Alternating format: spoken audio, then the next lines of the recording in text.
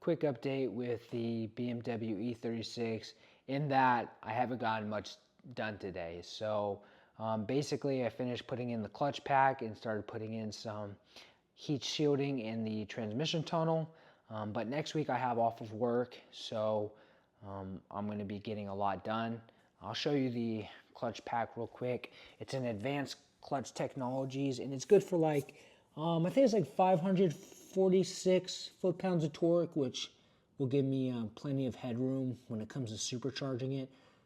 And if you didn't see my other videos, I'm plan to go with a Whipple supercharger. Hyde Motorworks makes an air intake, and I got to do some investigating to see how much custom fab I'm going to have to do to make it fit.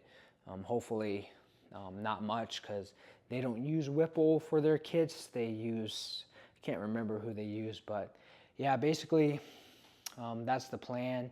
And probably tomorrow or the next day, I'll start getting everything else put into the car, like the transmission, obviously, and stuff, and some other little onesies and twosies, like some throttle bushings.